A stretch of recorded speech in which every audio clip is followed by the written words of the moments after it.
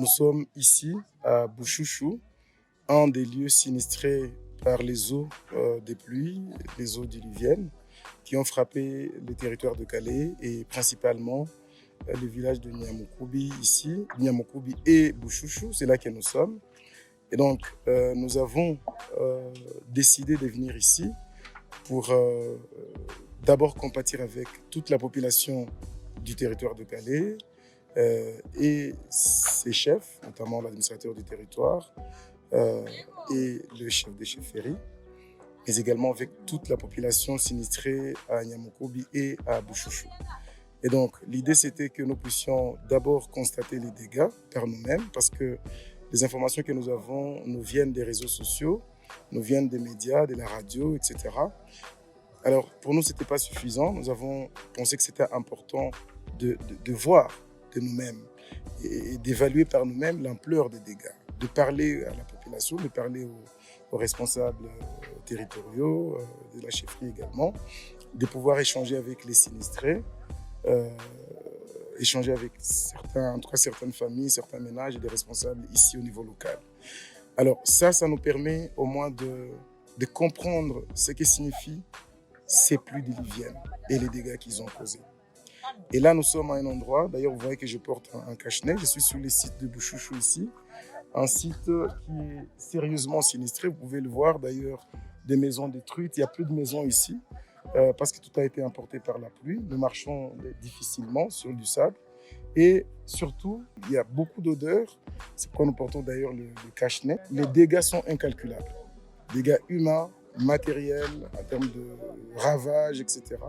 Et donc, nous avons pensé que c'était important de pouvoir venir voir cela.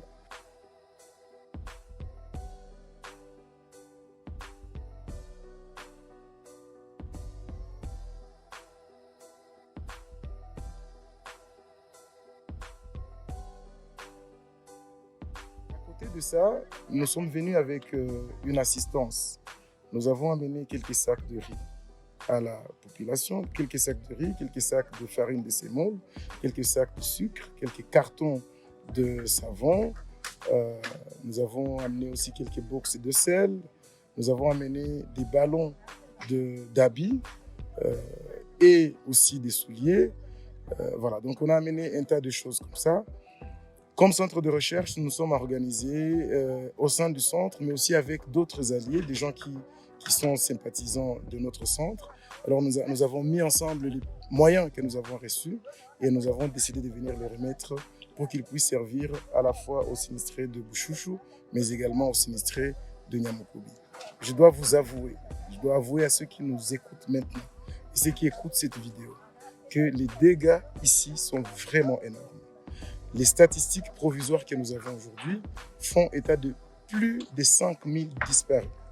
Jusque-là, nous sommes en train de voir des corps. Maintenant, là, nous sommes en train d'identifier des corps. Donc, on est à plus de 5000 jusque-là. On a enterré, les statistiques du territoire disent qu'ils ont enterré 441 corps, mais globalement, on est à plus de 5000. Ça signifie que les besoins sont très énormes ici. Les gens sont dans une situation extrêmement déplorable. C'est la raison pour laquelle je voudrais porter un vibrant appel aux autorités nationales, provinciales et territoriales.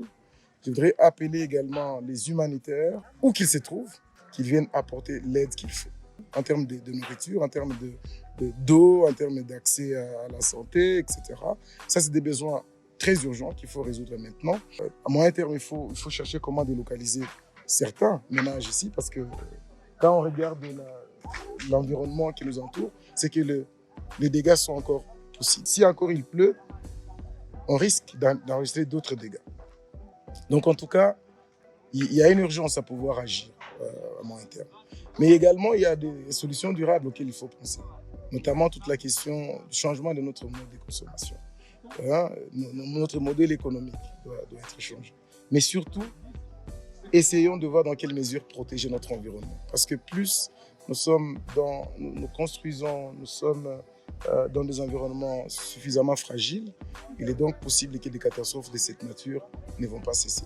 C'est arrivé à Calais, c'est arrivé à Uvira, ça peut arriver à d'autres endroits. Donc je pense que c'est très important que nous puissions avoir la conscience que les dégâts, les catastrophes naturelles vont nous guetter de façon permanente et qu'à ce titre-là, il est important que la population en tant que telle, que les gouvernants, que les organisations, que les institutions puissent prendre cette question au sérieux et que nous puissions penser à des questions durables.